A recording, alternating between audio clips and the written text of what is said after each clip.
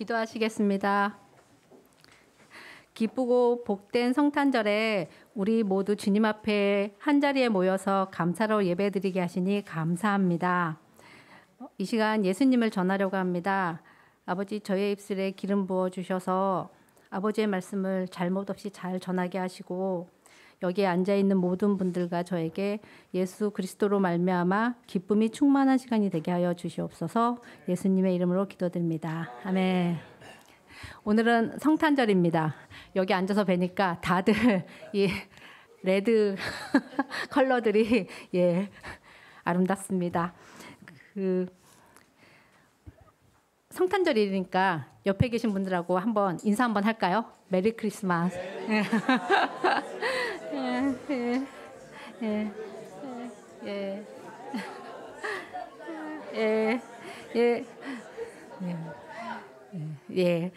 오늘은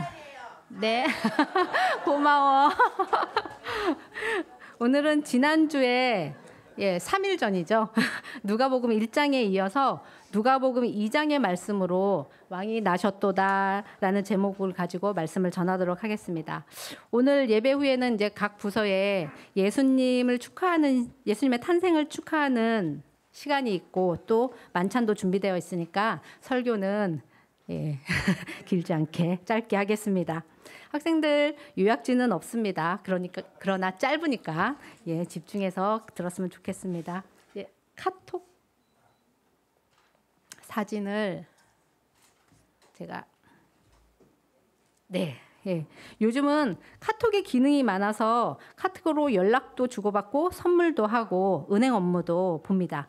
예전에는 친구의 생일을 일일이 날짜를 기억하고 선물을 했는데 축하를 해줬는데 요즘은 이렇게 생일을 알려주니까 뭐 카톡 선물로 하기도 하고 쉽게 마음을 전합니다. 그런데 이 생일이 주민등록상의 생년월일이잖아요. 그래서 정작 그 사람의 생일이 아닌데 생일을 알려주는 때가 있습니다.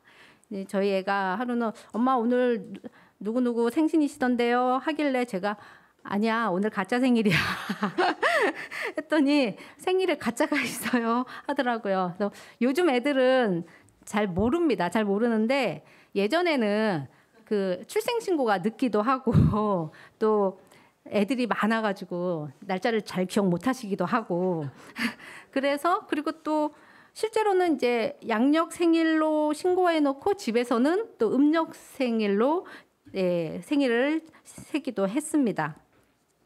그러니까 정작 그 실제로 챙기는 생일에 이제 축하 선물을 하는데 이제 애들은 생각지 못할 수 있는 거죠. 마찬가지로 예수님의 생신은 언제인가요? 12월 25일이 정확하게 예수님 탄생하신 날인가요? 저의 말의 뉘앙스로도 알 수 있듯이 맞습니다. 성경에 예수님이 언제 태어나셨다고 안 적혀 있어요. 그래서 예수님 생신날이 정확히는 언제인지 모릅니다. 그래서 예수님 그 진짜 생일날에 대해서 의견이 분분합니다. 그래서 뭐 카톨릭과 뭐 계신 곳마다 또 좀 다르긴 한데 동방교회에서는 뭐 예수님이 1월 6일에 태어나시지 않았을까 생각하기도 하고요. 그다음에 뭐 나팔절이 있는 뭐 9월이지 않을까 생각하기도 하고요. 뭐 그렇습니다. 근데 저희 이제 카톨릭과 저희는 예수님 생일을 12월 25일 오늘로 정해서 축하하고 있습니다.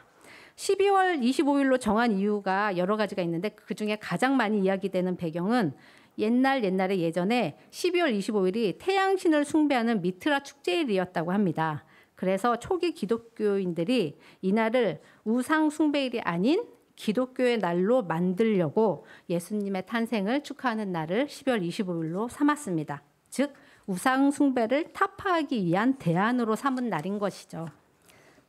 근데 예수님이 정확히 언제 태어났느냐는 그리 중요하지 않습니다. 예수님과 매일매일 동행하는 게 중요합니다. 그래서 저는 이 날짜를 하나님께서 정확히 안 알려주신 게 오히려 성경적이지 않은가라는 생각이 들었습니다. 예수 그리스도를 하루만 기념하는 것이 아니라 매일매일 주님과 함께하는 것이 중요하기 때문에 그렇습니다.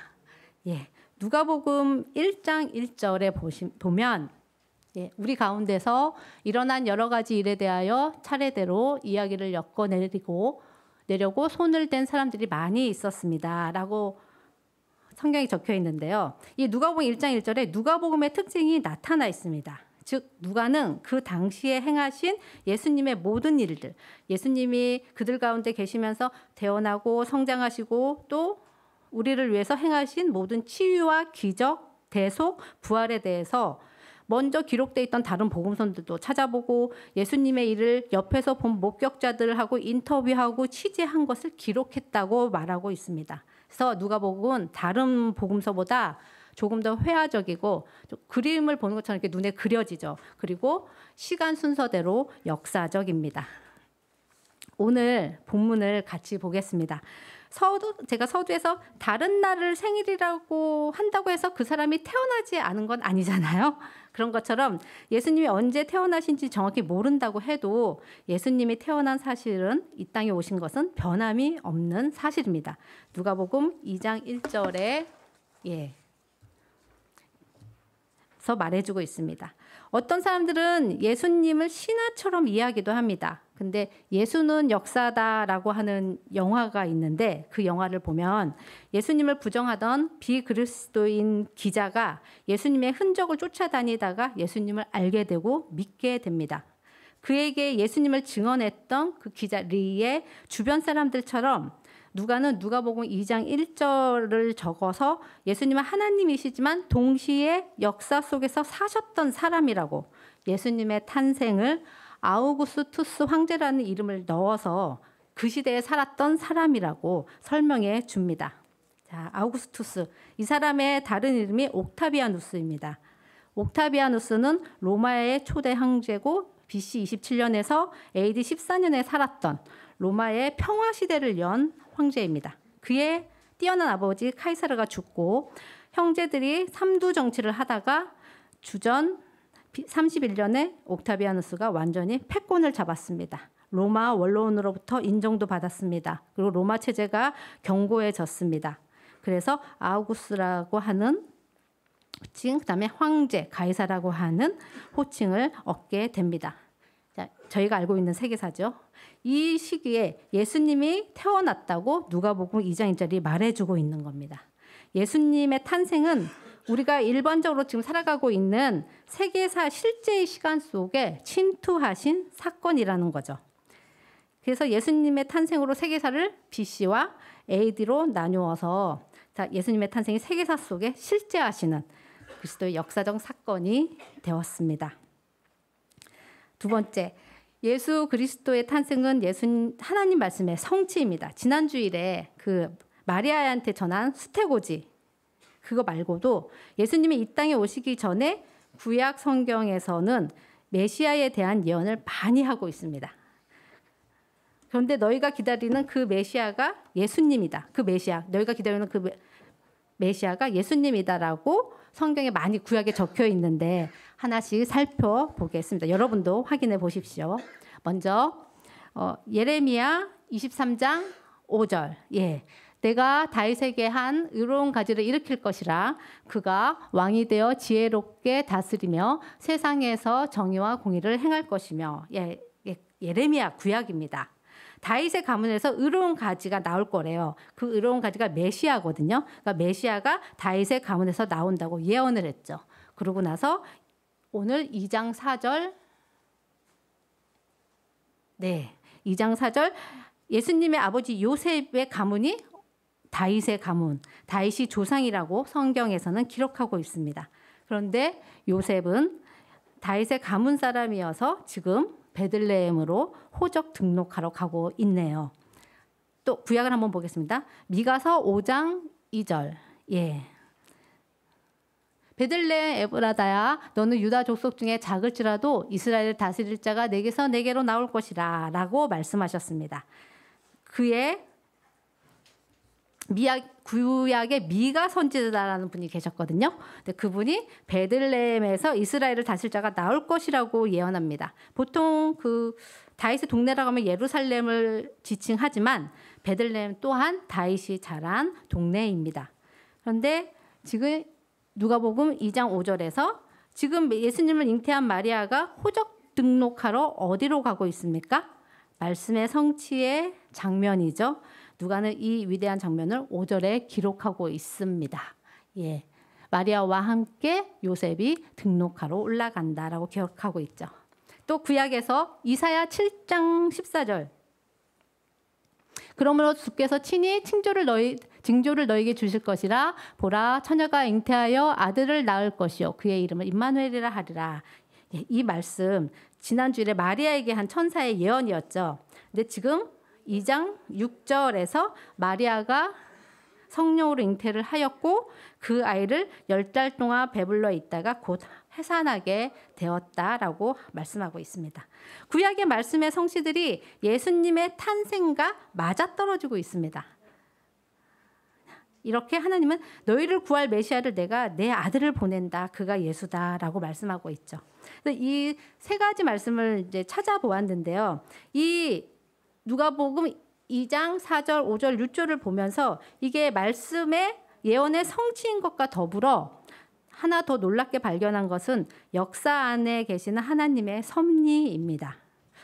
아우구스투스 황제는 한 명이라도 빠지지 않게 세금을 잘 걷어서 그 힘으로 자신의 세력을 확장하려고 호적을 하라고 했는데 이 호적이 영원히 우리를 통치하시고 다스리실 예수 그리스도가 탄생하는 비밀을 제공하고 있습니다.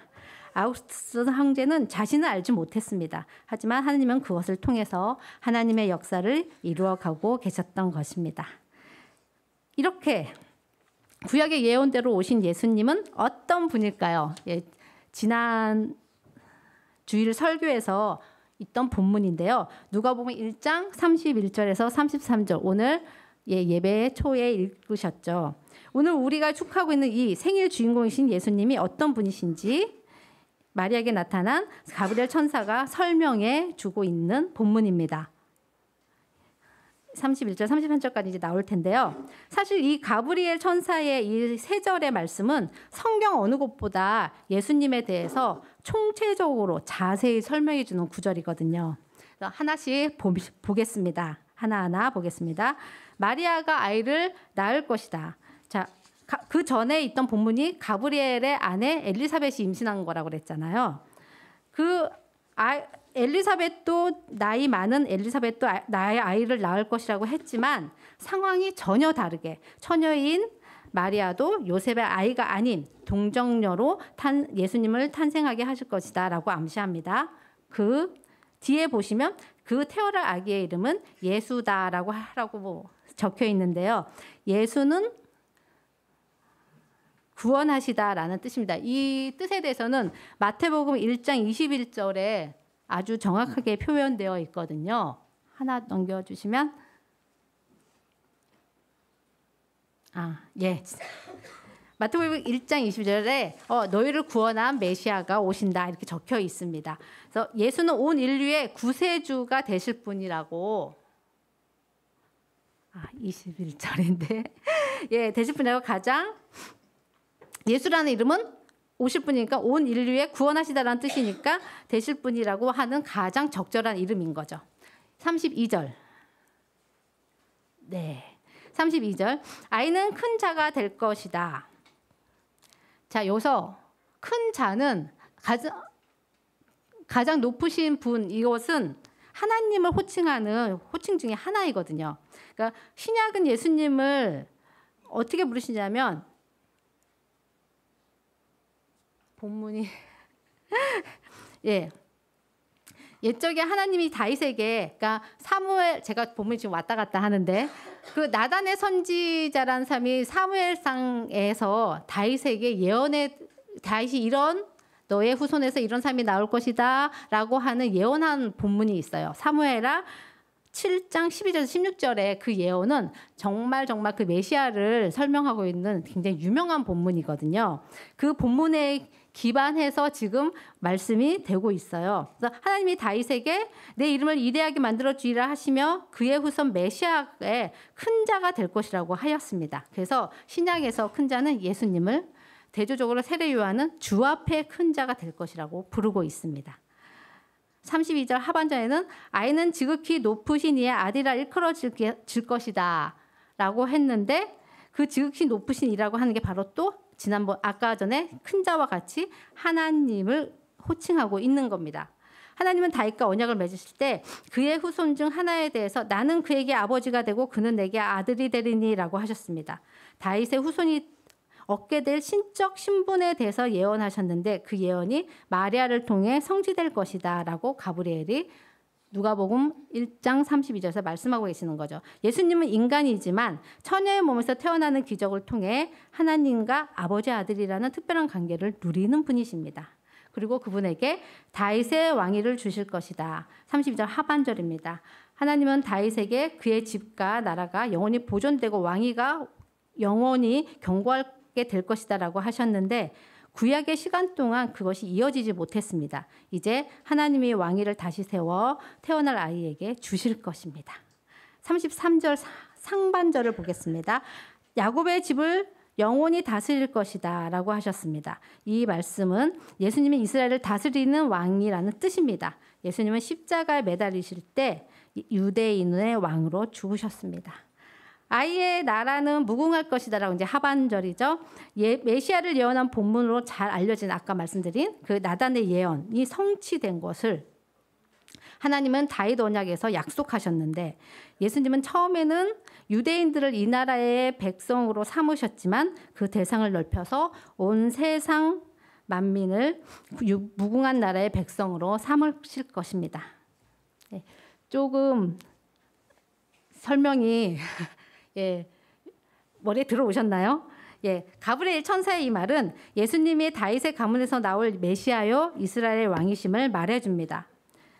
이렇게 예수님은 우리를 구원하실 하나님 나라의 왕으로 오셨습니다.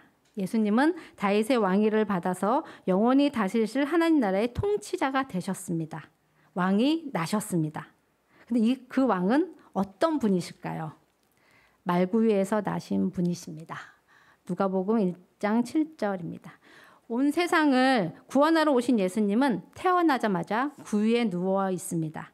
메시아가 가장 낮은 자의 모습으로 인간의 삶을 시작하셨습니다. 네. 그 다음 화면 주시면 네. 보이시죠? 마리아가 지금 해산할 곳을 찾아다니고 있는 것입니다. 그다음